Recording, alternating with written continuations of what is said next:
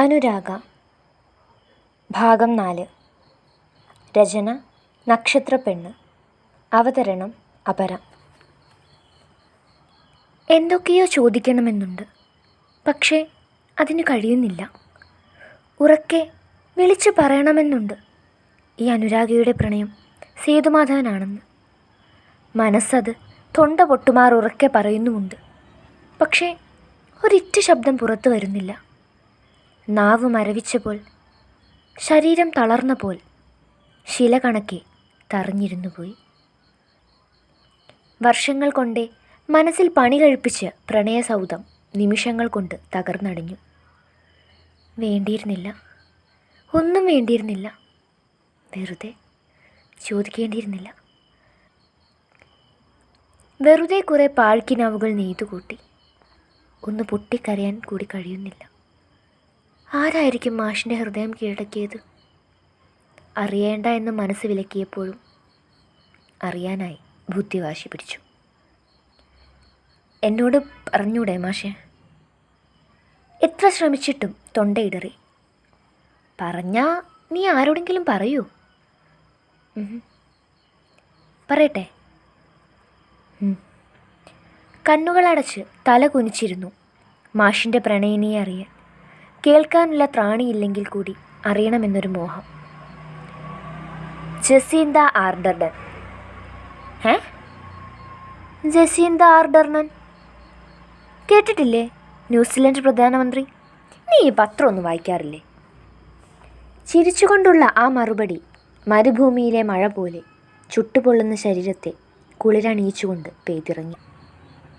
നിമിഷങ്ങൾ കൊണ്ട് താൻ അനുഭവിച്ച ഹൃദയവേദന വാക്കുകൾ കൊണ്ട് പറഞ്ഞറിയിക്കാൻ കഴിയുന്നതിലും അപ്പുറമായിരുന്നു. പെണ്ണെന്ന് പറഞ്ഞാൽ അതാണ് പെണ്ണ്, ഉശിരുള്ള പെണ്ണ്. എനിക്കങ്ങ് വല്ലാണ്ടിഷ്ടമായി. പക്ഷേ അവരുടെ ഭർത്താവ് സമ്മതിക്കുമെന്നുള്ളതാണ് പ്രശ്നം. അല്ലായിരുന്നെങ്കിൽ ഒരു കൈ. പറഞ്ഞു തീരും മുന്നേ അനുരാഗയുടെ കരങ്ങൾ സേതുമാധവനെ ചുറ്റി വിരിഞ്ഞിരുന്നു. അടക്കാനാവാത്ത സന്തോഷത്തിലോ ഉള്ളം തണുപ്പിച്ച ആശ്വാസത്തിലോ ആ കണ്ണുകൾ നിറഞ്ഞിരുന്നു. എന്താ രാഗേ, എന്തുപറ്റി? പെട്ടെന്നുള്ള നീക്കത്തിൽ മാഷൊന്ന് പേടിച്ചിരിക്കണം. പരിണത ഫലങ്ങളെക്കുറിച്ച് താനും ഓർത്തിരുന്നില്ല. മനസ്സിനും ശരീരത്തെ വിലക്കാനായതുമില്ല. അത് അവിടെ പാമ്പ്. മുഖത്തേക്ക് നോക്കാതെ ആ നെഞ്ചിൽ പറ്റിച്ചേർന്നുകൊണ്ടൊരു കള്ളം പറഞ്ഞു വെച്ചു. എവിടെ? പോവണ്ട മാഷേ, പാമ്പ് കൊത്തു. പോകാൻ അനുവദിക്കാതെ വീണ്ടും ആ ശരീരത്തെ ചുറ്റി വിരിഞ്ഞു. മനഃപൂർവ്വമാണ്. അല്പനേരമെങ്കിലും ചേർന്ന് നിൽക്കാമല്ലോ. സമാധാനിപ്പിച്ചുകൊണ്ടോ ആ കൈകൾ പുറത്തും തലയിലും തലോടവേ ഇന്നോളം അനുഭവിച്ചറിയാത്തൊരു സുരക്ഷിതത്വമുണ്ടായിരുന്നു ആ കരവലയത്തിൽ. നനഞ്ഞ മണ്ണിൻ്റെയും വിയർപ്പിൻ്റെയും സമ്മിശ്രഗന്ധം നാസികയിലേക്ക് ഇരച്ചു കയറി. ഇങ്ങനെ പേടിക്കാതെ രാഗേ, നമ്മൾ അങ്ങോട്ട് ഉപദ്രവിക്കാതെ അതൊന്നും ചെയ്യില്ല. നെഞ്ചിൽ നിന്നവളെ അടർത്തി മാറ്റി കൈ കോർത്തവൻ മുന്നോട്ട് നടക്കുമ്പോൾ അനുരാഗയുടെ ഉള്ളിൽ അടങ്ങാത്ത പ്രണയം തിളച്ചുമറിഞ്ഞു. നല്ല വിളവുള്ള ഒന്നാന്തരം വാഴക്കന്നുകളിൽ 2 ശ്രദ്ധയോടെ പിഴുതെടുത്ത് അവളുടെ കയ്യിൽ ഏൽപ്പിച്ച് വീട്ടുപടിക്കലോളം കൂട്ടുവന്നിട്ടാണ് സേതുമാധവൻ മടങ്ങിയത്. ആരാ അനുയാത്? വേറെ ആരാ, അമ്മയുടെ പഴയ ക്ലാസ്മേറ്റ് തന്നെ. വാഴക്കന്നുകൾ സൈഡിലേക്ക് മാറ്റി വെച്ചവൾ അകത്തേക്ക് കയറി. സേതുവോ? ഇത്രയിടം വരെ വന്നിട്ട് അവനെന്താ കയറാതെ പോയത്? എനിക്കറിയില്ല, കൂട്ടുകാരനെ കാണുമ്പോൾ നേരിട്ടങ്ങ് ചോദിച്ചു. മാറിലേക്ക് കിടന്നിരുന്ന പിന്നിയിട്ട തലമുടിയെടുത്ത് പുറകിലേക്കിട്ടവൾ ഇത്തിരി പത്രാസിൽ മുറിയിലേക്ക് കയറി. വിസ്തരിച്ചൊരു കുളിയും കഴിഞ്ഞ് എക്കാലത്തെയും പ്രിയപ്പെട്ട പുസ്തകങ്ങളിലൊന്നായ ഒരു സങ്കീർത്തനം പോലെ എടുത്തു വെച്ച് വായന തുടങ്ങി. 50കാരനെ പ്രണയിച്ച 25കാരിയുടെ കഥ. വായിച്ചാലും വായിച്ചാലും മതിയാവാത്ത വിധം മനസ്സിൽ വേരുറപ്പിച്ചു കഴിഞ്ഞു അന്നയും ദസ്തവേസ്കിയും. വരികൾക്കിടയിലൂടെ മിഴികൾ പറയുമ്പോൾ ചുണ്ടിൻ്റെ കോണിൽ ചെറിയൊരു പുഞ്ചിരി കൂടി ഉണ്ടായിരുന്നു. തോരണങ്ങളിൽ സന്ധ്യ ചേക്കേറുന്നു, പൂമരങ്ങൾ പെയ്തു തോരുന്നു, പ്രേമമായിരുന്നിന്നിൽ സഖാവേ, പേടിയായിരുന്നെന്നും പറഞ്ഞിടാൻ, വരും ജന്മമുണ്ടെങ്കിലേ പൂമരം നിന്റെ ചങ്കിലെ പെണ്ണായി പിറന്നിടും. കവിത ആസ്വദിച്ചാലപിച്ചുകൊണ്ട് ധാവണിച്ചേല ഞൊറിഞ്ഞുകുത്തി. നെറ്റിയിൽ ഒരു കറുത്ത വട്ടപ്പൊട്ടും ഉണ്ട കണ്ണുകളിൽ നീട്ടി കൺമഷിയും. പതിവിൽ കവിഞ്ഞൊരു ഉന്മേഷവും സന്തോഷവും തോന്നുന്നു. കണ്ണാടിയിൽ സ്വന്തം രൂപം ഒരിക്കൽ കൂടി നോക്കി തൃപ്തിയണഞ്ഞ് ബാഗുമെടുത്ത് പുറത്തേക്കിറങ്ങിയതും മുന്നിൽ പുഞ്ചിരിയോടെ അമ്മ. നീ ആ ബാഗ് മാറ്റി വെച്ചിട്ടിങ്ങ് വന്നേ. എന്തിനമ്മ? അതൊക്കെ പറയാം, നീങ്ങ് വാ. കയ്യിൽ പിടിച്ചു വലിച്ചുകൊണ്ട് ഉമ്മറത്തേക്ക് കൊണ്ടുപോയി. കണ്ടു പരിചയമില്ലാത്ത ആരെല്ലാമോ ഇരിക്കുന്നുണ്ട്.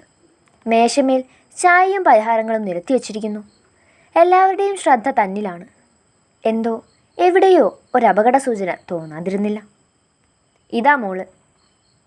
അച്ഛൻ്റെ ആ പരിചയപ്പെടുത്തലോടെ കാര്യങ്ങൾ ഏകദേശം വ്യക്തമായി. പെണ്ണ് കാണൽ അല്ലാതെന്താ. പതിവില്ലാതെ പുതിയ സാരി ഉടുത്തൊരുങ്ങിയുള്ള അമ്മയുടെ നിൽപ്പ് കണ്ടപ്പോഴേ തോന്നിയതാ എന്തോ പണി വരുന്നുണ്ടെന്ന്. പക്ഷേ അതിങ്ങനെയൊരു കെണിയാണെന്ന് കരുതിയില്ല. രണ്ടുപേരെയും തറപ്പിച്ചൊന്ന് നോക്കി. രണ്ടും നിന്ന് പരങ്ങുന്നുണ്ട്. ഇവരൊന്നങ്ങ് ഇറങ്ങിക്കോട്ടെ, ശരിയാക്കി തരാം. നല്ല പയ്യനാ അല്ലേ മോളെ? അവരിറങ്ങിയതിൻ്റെ പിന്നാലെ അമ്മയുടെ ചോദ്യം. അല്ല, നല്ല പയ്യനല്ല, എനിക്കിഷ്ടായില്ല. അച്ഛാ താല്പര്യമില്ലെന്ന് അവരെ വിളിച്ച് പറഞ്ഞു. രണ്ടും ഇനി എന്നോട് മിണ്ടാനും വരണ്ട. കെറിവിച്ചു കൊണ്ടവൾ ചാടിത്തുള്ളി പുറത്തേക്കിറങ്ങി. സേതു കൊണ്ടുവന്ന ആലോചനയാണ്. നല്ല പയ്യനായിരുന്നു.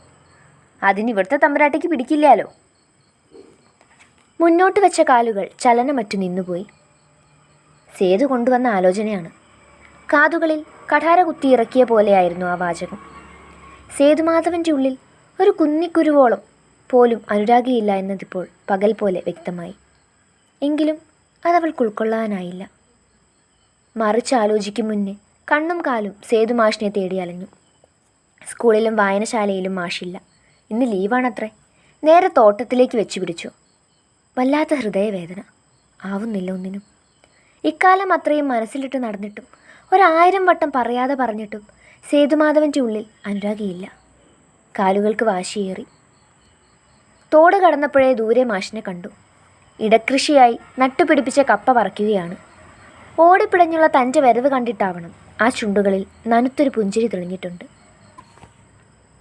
കല്യാണപ്പെണ്ണിങ്ങ് പോന്നോ? അവരൊക്കെ മടങ്ങിക്കാണുമല്ലേ? ഇഷ്ടമായോ ചെക്കനെ? പുഞ്ചിരി അല്പം പോലും മറയാതെയുള്ള ചോദ്യം അവളെ വല്ലാതെ മുറിപ്പെടുത്തി. ഇല്ല, എനിക്ക് മാഷിനെ ഇഷ്ടം. മാഷ്കിൻ്റെ കല്യാണം കഴിച്ചൂടെ? പറഞ്ഞു തീരും മുന്നേ കരഞ്ഞു പോയിരുന്നു. ഓടിച്ചെന്ന വിരിമാറിൽ വീണ് പൊട്ടി പൊട്ടിക്കരഞ്ഞു. എനിക്കാവില്ല മാഷെ. മാഷിനെ മറന്നൊരു ജീവിതം എനിക്ക് ചിന്തിക്കാൻ കൂടി വയ്യ. അത്രയ്ക്കിഷ്ടം ആരാധിക്കും മാഷിനെ.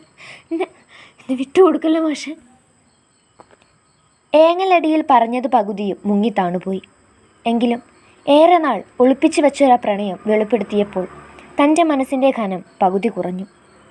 തല ഉയർത്തി ആ മുഖത്തേക്കൊന്ന് നോക്കി. അനക്കമില്ലാതെ ഒരേ നിൽപ്പാണ്. കണ്ണുകൾ കലങ്ങിയിട്ടുണ്ട്. എപ്പോഴും ചേർത്ത് പിടിച്ച് ആശ്വസിപ്പിച്ചിരുന്ന കരങ്ങൾ തന്നെ ഒന്ന് സ്പർശിക്കുന്നത് പോലുമില്ല. വല്ലാത്തൊരു ഭയം മനസ്സിനെ വന്നു മൂടി. മാഷേ വിളിച്ചപ്പോൾ തൊണ്ടയിടറി. ഒരു വാക്ക് മൊഴിയാതെ നെഞ്ചിൽ നിന്നവളെ പറിച്ചു മാറ്റിയപ്പോൾ അവൻ പറിച്ചെറിഞ്ഞത് അവളിലെ പ്രതീക്ഷകൾ കൂടിയായിരുന്നു. പിഴുതു വെച്ചിരുന്ന കപ്പ എടുത്തയാൾ ദൂരേക്ക് നടന്നു മാറിയപ്പോൾ ഹൃദയം തകർന്നവർ തറയിലേക്കിരുന്നു പോയി.